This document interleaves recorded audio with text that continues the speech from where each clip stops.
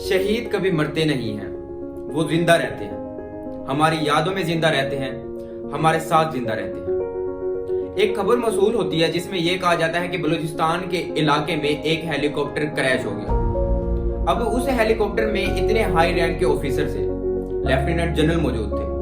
Lieutenant general मैं आपको बताऊं, जो पाकिस्तान में जो सबसे बड़ा एक रैंक है वो है फील्ड मार्शल का।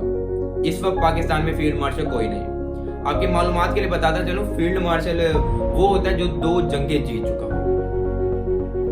इस वक्त जो पाकिस्तान में आर्मी चीफ है वो है जनरल कमर जावेद बाजवा।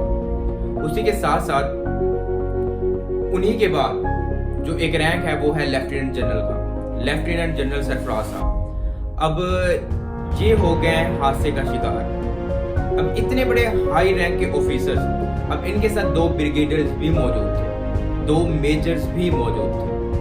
जब इतने बड़े ऑफिसर्स एक हादसे का शिकार हो जाएं तो सवालात खुद ब खुद पैदा होते हैं।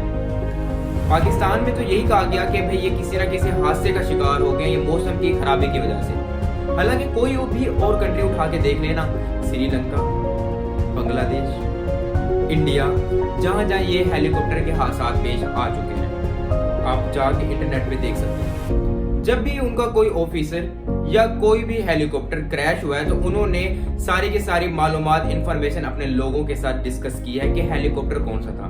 पाकिस्तान में इतनी बड़ी फहरिस्त है हेलीकॉप्टर्स की जो हमारी पाक आर्मी इस्तेमाल करती है, लेकिन ये कौन सा हेलीकॉप्टर था इसके मुतालिक कोई बात अभी तक मंजरे आम पर नहीं आई।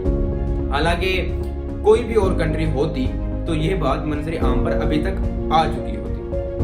किसी भी कंट्री में जब इतना बड़ा क्रैश हो जाता है ना, तो जैसे ही सवालात उठते हैं तो हर जगह पे खबरें घूमने लगती हैं। इसलिए इंडिया में भी हिंदुस्तान टाइम पे ये खबर शाया की गई और ये कहा गया कि पाकिस्तान में उनके आर्मी कमांडर को किल कर दिया गया जब वो बलूचिस्तान में किसी टूर के लिहाज से जा रहे थे। अब ये जो बात सामने आई है तो ये बलूचिस्तान में इस वक्त 2 पार्टीज चल रही हैं। एक है बलूचिस्तान नेशनल आर्मी, एक है बलूचिस्तान लिबरेशन आर्मी।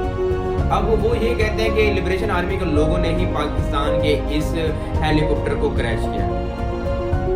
हालांकि पाक आर्मी का कहना यह है कि इसमें बलोच कबाइल का कोई हाथ नहीं, ये मौसम की सूरत हाल की वजह से क्रैश कर गया। अब हम 1 सेकंड के लिए ये डिस्कस कर लेते हैं कि इतने बड़े हाई रैंक के ऑफिसर बलूचिस्तान में एक हेलीकॉप्टर पे आकर गए ही क्यों। हालांकि देखिए, इनको पता है कि इस वक्त बलूचिस्तान में जो लिबरेशन आर्मी है वो बहुत ज्यादा एक्टिव है, वो बहुत ज्यादा चाइनीज नेशनलिस्ट को भी मार चुके हैं। पाकिस्तान में ना बहुत ज्यादा जजेस और इसके अलावा सीनियर रैंक के ऑफिसर ये बात कर चुके हैं कि बलूचिस्तान के लोगों के साथ डिस्क्रिमिनेशन तो होती है। देखने की बात है कि बलूचिस्तान में इस वक्त ना इंडस्ट्रीज हैं, ना कंपनीज हैं, ना स्कूल्स हैं, और इसके अलावा हॉस्पिटल्स का मयार तक भी बराबर नहीं। जब वो लोग बलूचिस्तान, सूबे सिंध, इन इलाकों में आते हैं तो वो लोग देखते हैं कि वो किन किन आसाइशात की कमी का शिकार हुए पड़े हैं। अब पाकिस्तान बलूचिस्तान में इतनी ज्यादा इन्वेस्टमेंट तो करता नहीं है, इसलिए वहां के लोगों ने अब ये फैसला किया कि हमें इंडिपेंडेंस के लिए उठ ही जाना चाहिए। इसलिए वो कहते हैं कि अब हम मजीद डिस्क्रिमिनेशन बर्दाश्त नहीं कर सकते, हमें अपने लिए एक अलग मुल्क बनाना ही पड़ेगा। पाकिस्तान में इस वक्त कई इलाकों में ना सैलाब की जो सूरत हाल है वो हाथ से निकल चुकी है। बलूचिस्तान के लिए निकल पड़े, आखिरकार सिर्फ जानना ही होगा कि कितना नुकसान हो चुका है। इसके अलावा कुछ आर्टिकल्स ये भी कह रहे हैं कि बलूचिस्तान के लोगों पर जिस कदर इनके ऊपर बॉम्बिंग की गई, इनको डिस्क्रिमिनेट किया गया, इसमें पाकिस्तान के साबका वजीर आजम इमरान खान भी एक वीडियो में इसके मुतालिक कह रहे हैं। ये